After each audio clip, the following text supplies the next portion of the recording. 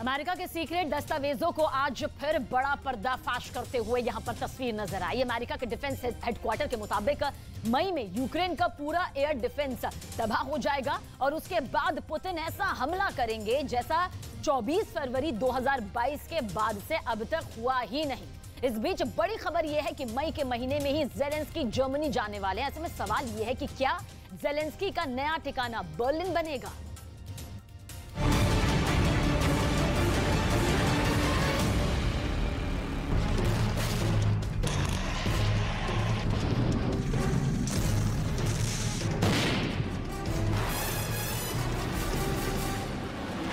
Putin की सेना ने बखमुत पर इतने बारूद बरसाए कि पूरा इलाका कब्रिस्तान बन गया।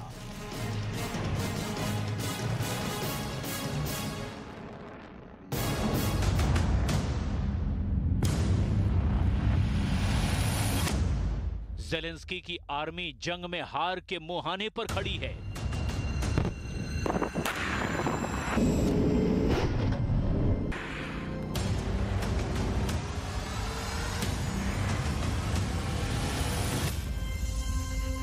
लेकिन यूक्रेन के प्रेसिडेंट हैं कि रूस के कब्जे वाले क्राइमिया को भी दोबारा हासिल करने का दम भर रहे हैं। नेटो के उकसावे पर अगर ज़ेलेंस्की ने कर्ज ब्रिज वाली गुस्ताखी दोबारा की, क्राइमिया को वापस लेने की कोशिश की, तो पुतिन परमाणु हमले से भी बाज नहीं आएंगे। ये बात रूस कह चुका है और अमेरिका भी मान चुका है। क्राइमिया में ज़ेलेंस्की की फौज के पलटवार की आशंका के बीच पुतिन ने कैसे इस इलाके को अभेद बना दिया है, आपको तफसील से दिखाएंगे। अभी आप यूक्रेन की तरफ से जारी इस वीडियो को देखिए। यूक्रेन की एयर फोर्स ने फरवरी 2022 से जारी युद्ध में पहली बार national advanced surface to air missile system यानी नैसैम्स के एक्शन का वीडियो रिलीज किया है। इस वीडियो के आखिर में नैसैम्स को रूस की KH-101 मिसाइल को मारते दिखाया गया है। यूक्रेन के दावे के मुताबिक उसने 5 महीने में नैसैम्स की मदद से दुश्मन की 100 से ज्यादा मिसाइलों और ड्रोन को मार गिराया है। नवंबर 2022 में यूक्रेन को अमेरिका और नॉर्वे के ज्वाइंट प्रोडक्शन में बने नैसैम्स एयर डिफेंस सिस्टम की पहली खेप मिली थी।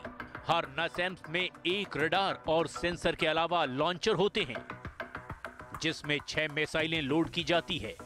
इस एयर डिफेंस सिस्टम में एक मोबाइल कमांड सेंटर भी होता है जहां से सैनिक हवाई खतरों की निगरानी कर सकते हैं। इस एयर डिफेंस सिस्टम की मुंह दिखाई के साथ ही यूक्रेन की पक्की हार की तारीख भी सामने आ गई है। ये तारीख अमेरिकी अखबार न्यूयॉर्क टाइम्स ने पेंटागन के लीक दस्तावेजों के हवाले से जारी की है। न्यूयॉर्क टाइम्स के मुताबिक रूस की भारी गोलाबारी ने यूक्रेन के एयर डिफेंस को खोखला कर दिया है। पेंटागन के लीक दस्तावेजों के हवाले से अमेरिकी अखबार ने लिखा कि 3 मई तक यूक्रेन का एयर डिफेंस पूरी तरह से चरमरा जाएगा। रिपोर्ट के मुताबिक सोवियत काल के यूक्रेन के जो S-300 और BU की एयर डिफेंस सिस्टम उसे रूस के लड़ाकू विमानों और बॉम्बर्स से 89% सुरक्षा देते थे, वो अब मई के पहले हफ्ते तक पूरी तरह से जर्जर हो जाएंगे। पेंटागन के ही लीक दस्तावेजों का हवाला देकर न्यूयॉर्क टाइम्स ने लिखा है कि यूक्रेन के वो तमाम एयर डिफेंस सिस्टम जो फ्रंट लाइन पर यूक्रेन के सैनिकों की ढाल की तरह काम करते थे, वो भी 23 मई तक पूरी तरह से खत्म हो जाएंगे। दावे के मुताबिक यूक्रेन के एयर डिफेंस के ढहते ही पुतिन युद्ध के शुरुआती दिनों की तरह अपने खतरनाक लड़ाकू विमानों से हमला बोल देंगे और इसका अंजाम ज़ेलेंस्की भी जानते हैं और बाइडेन भी। ऐसे में पेंटागन का सीक्रेट लीक होने के बाद ज़ेलेंस्की ने यू टर्न ले लिया और फौज की रणनीति भी बदल दी।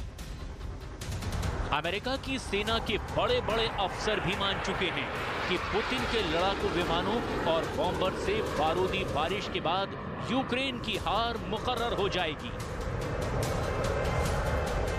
इस खतरे से अमेरिका में दहशत का आलम यह है कि बाइडेन ने पिछले हफ्ते ही करीब 21,316 करोड़ रुपए के पैकेज में अतिरिक्त एयर डिफेंस, इंटरसेप्ट और गोला बारूद भी यूक्रेन भेजने का ऐलान किया ताकि ज़ेलेंस्की की आर्मी रूस के बेहिसाब बारूदी हमले के सामने टिकने की कुव्वत दिखा सके। लेकिन हकीकत ये है कि यूक्रेन के एयर डिफेंस के पूरी तरह से खात्मे के बाद वो रूस की ताकतवर वायुसेना के सामने कितनी देर टिक पाएगी, इसका अंदाजा लगाना ज्यादा मुश्किल नहीं है, क्योंकि the world directory of modern military aircraft के मुताबिक रूस के पास 900 लड़ाकू विमान और करीब 120 बॉम्बर का मजबूत बेड़ा है।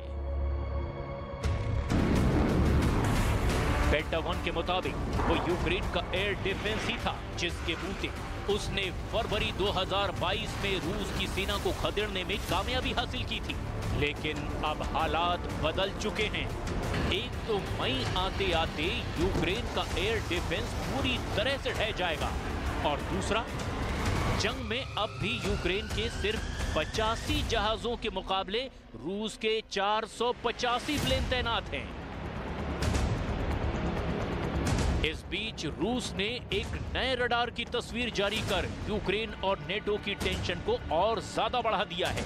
रूस की नियोबियम रडार से यूक्रेन के नए मिग-29 भी खतरे में हैं, क्योंकि इस रडार की रेंज 500 किलोमीटर है।